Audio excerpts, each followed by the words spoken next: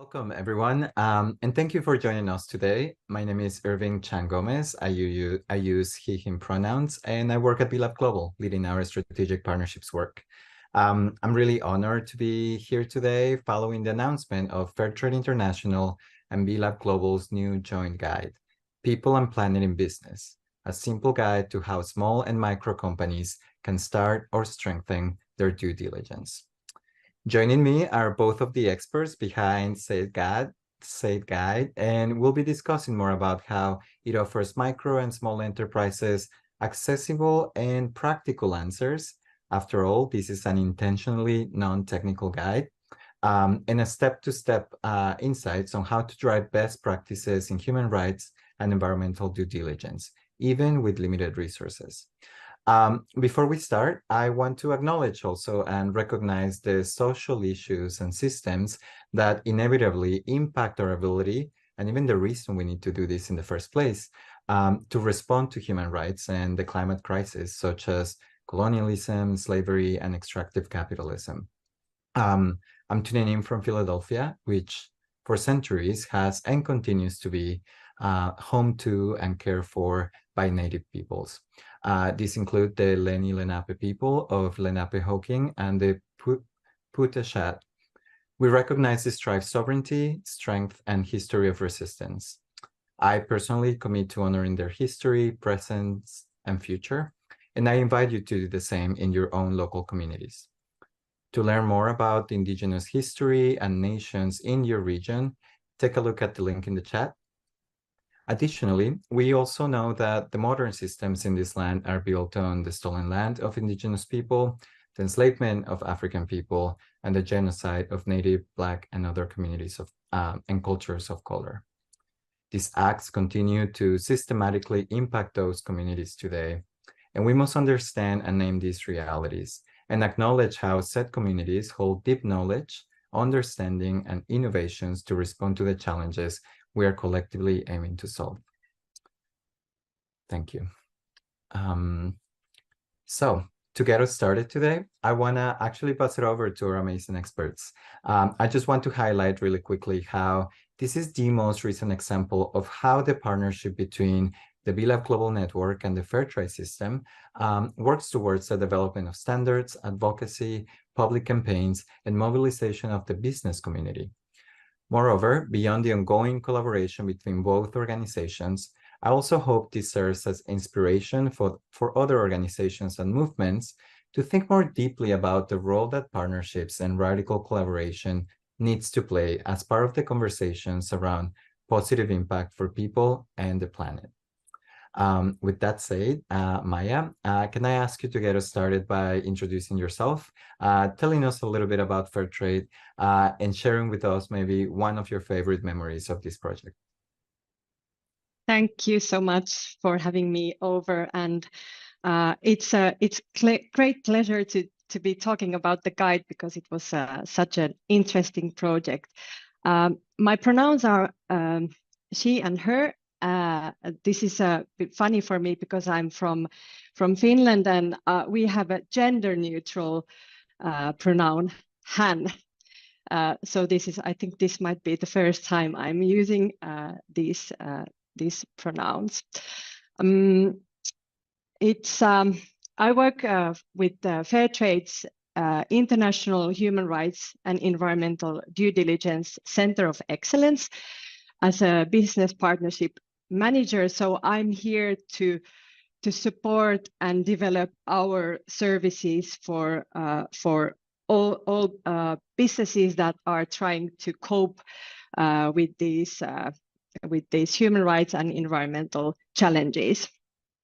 And I think that Fairtrade is most of all a movement promoting fairer trade, and one of my starting points as a fair trader was when I was 15 years ago as a student promoting fair trade as an activist and dressing up as a banana, fair trade banana. And this is maybe something that many people recognize, the fair trade bananas or fair trade coffee, chocolate, other products. And I think this is something that is very familiar to to people fair trade products, but we also do advocacy, capacity building, and this is one of our ways to do that, to cooperate with you. And my favorite moment maybe with the guide was, of course, when we got it finished, and now it's they're out there for everyone to use. But when we were starting and discussing the project, and during my winter break, I was making the first draft, and I got really excited because I was like, this is something that we definitely need to do, because the discussions around due diligence are very often so technical and so specialized, and I think this is something that needs to be more broadly discussed, and it doesn't have to be too complicated. And when we started discussing that we would make this sort of due diligence for dummies kind of guide, I was really looking forward to the project, and it has been a pleasure to cooperate with you. Thank you, Maya. I appreciate the evolution of your career from a banana towards bananas issues, and issues that are bananas in some ways. So, Bernard, can I ask you the same? Can you introduce yourself, B-Lab, and one of your favorite memories of working in this project? Okay, thanks, Irving. So hi, everyone. Thanks for joining. My name is Bernard Gal, and I use he, him pronouns. A quick side story. So I have a colleague called Brigitte Nemes, who works with me, was a key contributor on the report, and she's from Hungary. And she was telling me that in Hungarian, they also don't use pronouns. So I think it's interesting that there are clearly languages, quite a few languages, that don't use gender pronouns.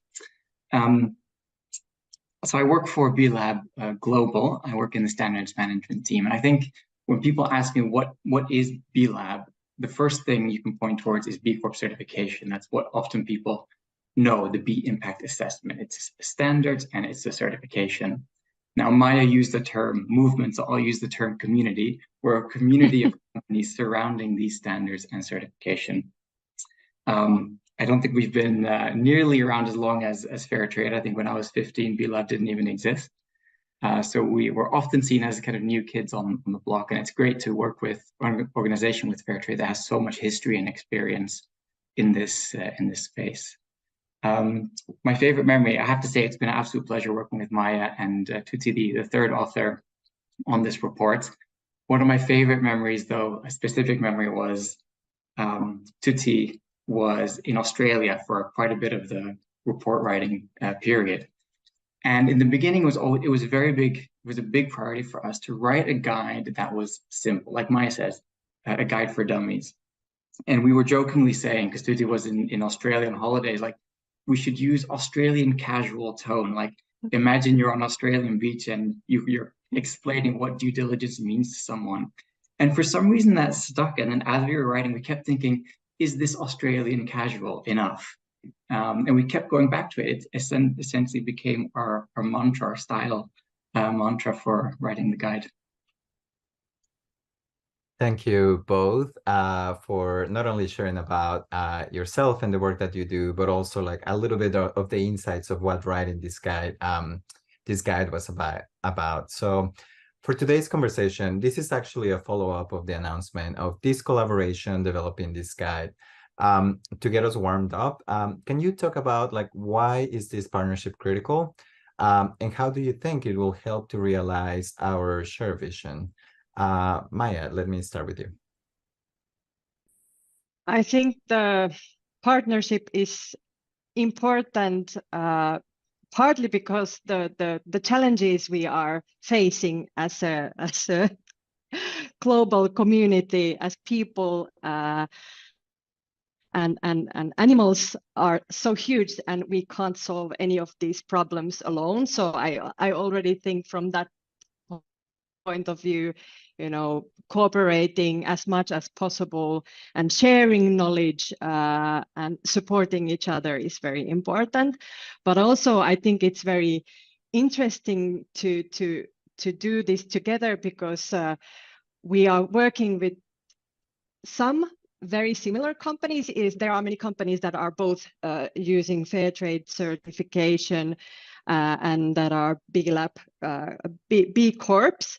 But also there are different companies that don't necessarily share the same, for example, value chains. So I think raising this discussion and easing these discussions around the legislation, reporting requirements, etc., is very fruitful, in my opinion, that we do it together and not from a shared perspective. Thank you, Maya. Bernard, same question. What about you? Yeah, a bit of serendipity because by coincidence, Fairtrade International and B-Lab were looking at our standards, essentially revising the standards. So Fairtrade International looking at the trader standard and us looking at the B impact assessment, what we commonly refer to as evolution of the standards. And we're both looking to bring in this concept of human rights due diligence, human rights and environmental due diligence into the standards. And what's unique for us is we're both certification bodies. So we're going through this journey, we're exploring new frontiers together. That was actually what brought us together, starting to have these discussions and led to this idea of, hey, you know what, maybe let's write something, some kind of guide, put something out there. Thank you both. I think this leads to perhaps some of the questions that people in the audience might have at the forefront of their minds. What is this guide? And more importantly, how can it help me and my small business? So can you share a bit of an overview of this new guide and its importance in today's climate? Maya, I'll start with you. Now I'm really going to get very excited again, because I think there is a huge shift that is happening now with how we see, how we talk, how we understand sustainability, how businesses do sustainability. And it's from maybe the old way of thinking, certifications and audits and kind of a tick in the box sort of an exercise. And now we are moving to this cycle, never-ending cycle of starting with risk assessment and gradually improving, monitoring, tracking that work. And I think this is what has been going on for at least 10 years. There's a lot of legislation coming. There's a lot of reporting requirements that are becoming more mandatory, and of course the consumer awareness is rising, and all sorts of discussions that are of course reflecting the challenges, the global challenges that we are facing. So I think this is partly this is a very simple way of kind of demonstrating that big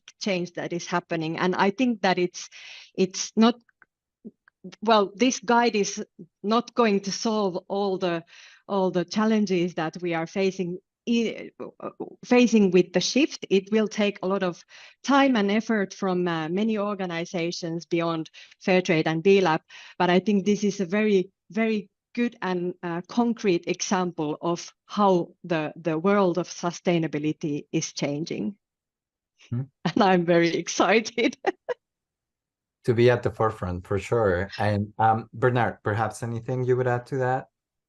Yeah, well, like Maya said, absolutely. The issues are clear, and we're in this new paradigm of due diligence is the way to do this. So how we manage, or how companies manage risks and impacts.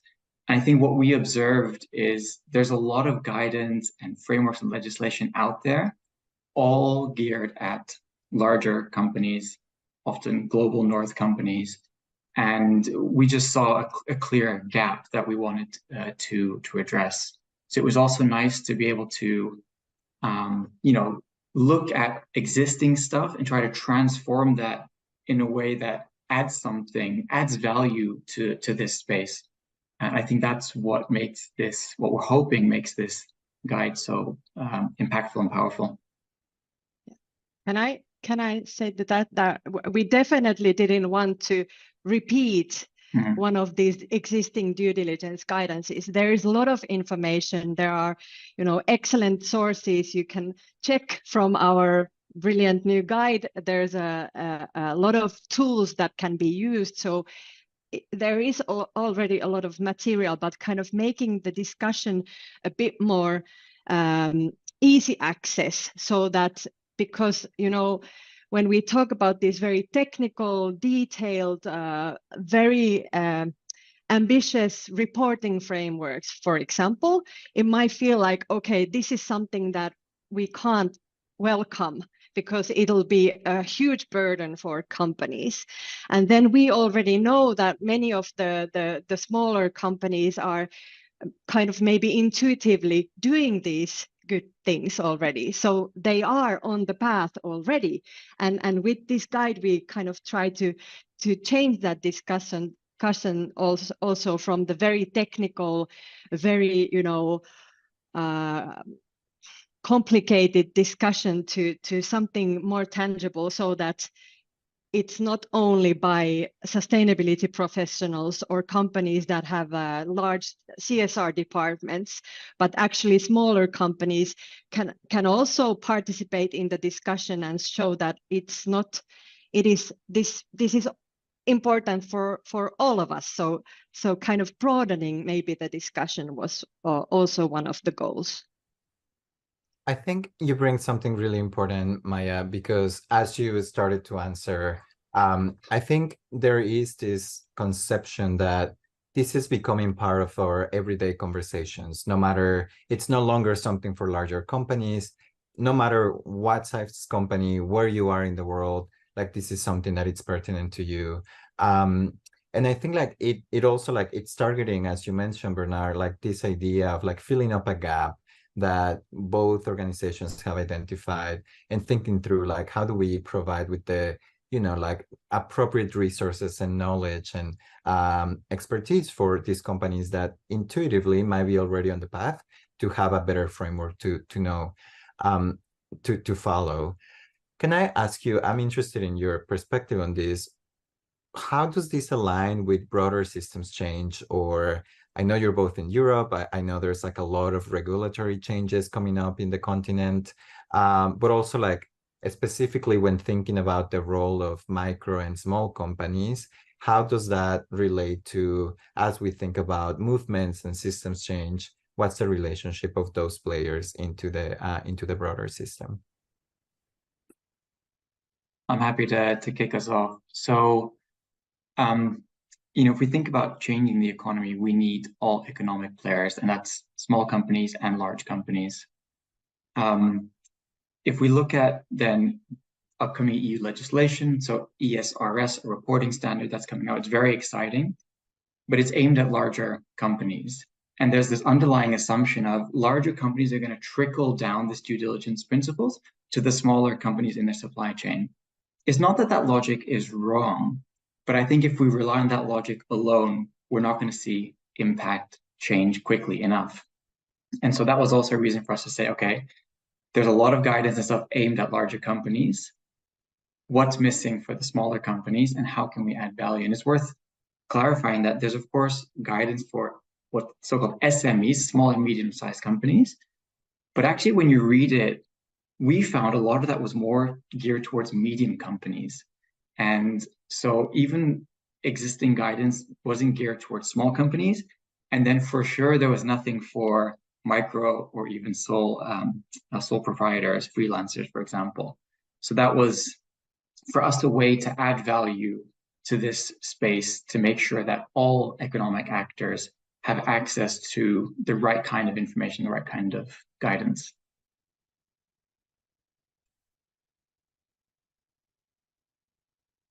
Anything you'd add, Maya? I think this is how we kind of see the need for transforming the economy.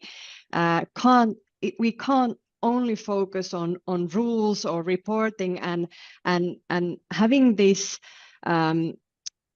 maybe broader discussion, broader participation in the discussion is kind of vital, because if we focus on reporting standards, we are kind of missing the point, because why we are doing why we have all this legislation coming, why we have all the reporting requirements coming is not for the sake of the reporting. It's not for the sake of, you know, just talking about how we do business differently, but it's actually looking at the purchasing practices and the business kind of ideas and how we are doing, what kind of business we are doing and how we are doing it, and doing it together, because we can't only, you know, rely on these rules trickling down from the bigger companies to the value chain or for the smaller suppliers, for example, but we need to have more participation and rights holder engagement and social dialogue. And if we kind of have only this Euro-centric legislation, and we don't make sure that there is a capacity building and training and guidance for all actors in these value chains, then we are not creating any change. We are just, you know, creating more administrative burden and problems for smaller business partners, for example, if they don't know how to answer to these questionnaires. So we need to kind of be more inclusive in the chains, and this is, I know it. We have to start from somewhere, and making rules is an efficient way of doing it, but we can't forget that. Then we need to discuss about resources and discuss about training and capacity building and all these things that are at least as important as these new rules. So I think this is also one way to kind of broaden the discussion and make sure that people that are making, you know, expecting business partners to follow certain rules don't forget that it's always a matter of resources and capacities as well. So I think this is something that is extremely important to highlight here too. I know you mentioned, Bernard, that this is hyper-focused on supporting micro and small companies specifically. And I think like what this brings to me is that there's an interesting paradox here. On one hand, we know that these type of companies provide, for example, a great share of the jobs worldwide that people hold around the world. So they truly are important drivers for change. And yet they're often overlooked when it comes to, you know, like the type of support or how they can work towards enacting change. I'm curious to hear from both of your perspectives. Why do you think that's the case? I think historically, looking back at the past few decades after World War II, there's just a lot of frustration with large companies committing gross human rights violations. I'm thinking of tobacco companies, oil and gas companies, companies involved in war crimes. And there's just been a big focus on, like, a desperate focus, like, just stop those companies committing such gross human rights violations.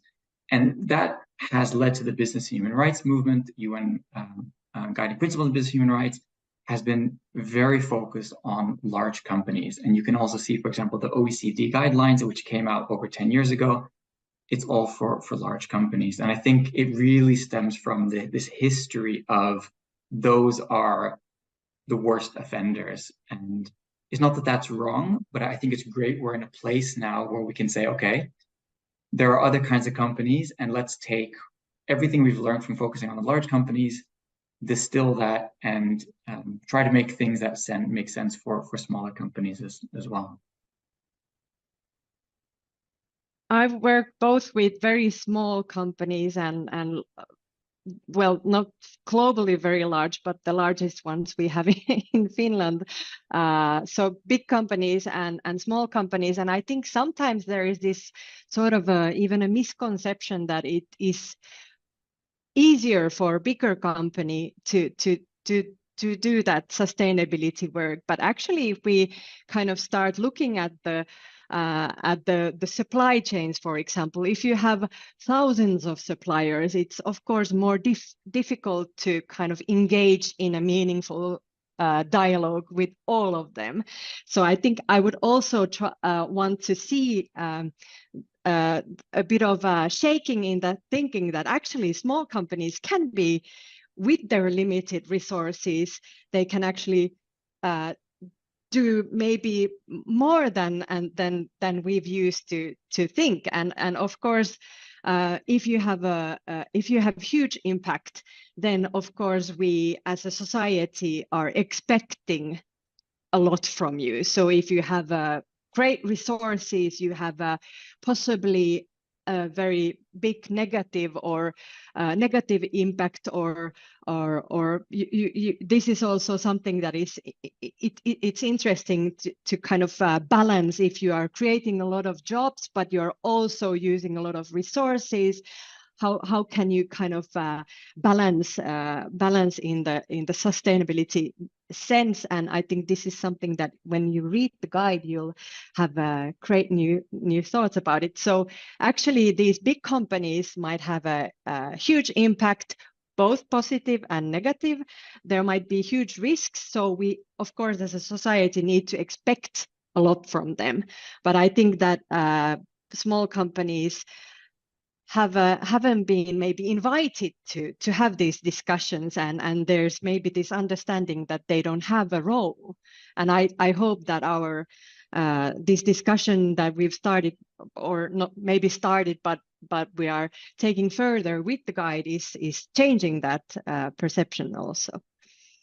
I think, yeah, I agree, Maya. And I think one thing which really excites me is, of course, small company, large company, it's not static. Today's small companies are future large companies, if, of course, there's a pursuit of growth and wanting to grow the company. But I like the idea of a micro-sized company now, reading our guide, adopting everything, and as they grow larger, it's kind of built into their DNA and they know how to do it, rather than a large company trying to retrofit this due diligence. I think it's going to have much more impact. I really like that. And I think going back a little bit to something you said, Maya, about really thinking about the impact and not so much as like creating like administrative burden then for companies to just do reporting for the sake of reporting, and thinking of this impact getting embedded into a company's DNA as they grow. Question on growth. Who do you think this guide will impact the most if adopted? Like, who is the beneficiaries of this? If not the company, what other stakeholders? I hope that it'll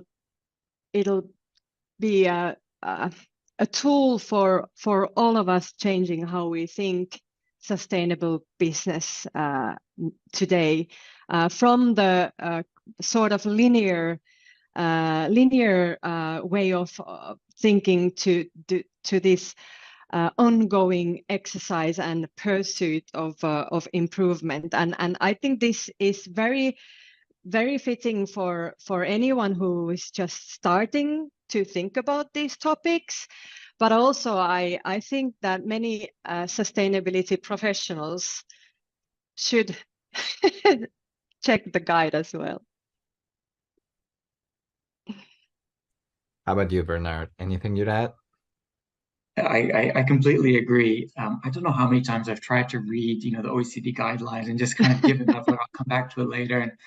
And there is a lot of information out there, and a lot of it is very, very dry and technical. And even though this guide is for micro and small companies, we actually think it could work for a lot of people out there working on these topics. It's for anyone listening out there that's thinking, oh, I've never read a guide out there on due diligence that I can do in one sitting. Give our guide a go. We're curious to see if it feels any different. We hope it does. And we would love to hear some feedback from all the readers. Did we explain all the technical the specifications so that our grandmas could understand what's going on in this in this time and age? I love this. I always think of like, how do I explain the work that I do to my parents? And it's an ongoing, it's an ongoing challenge.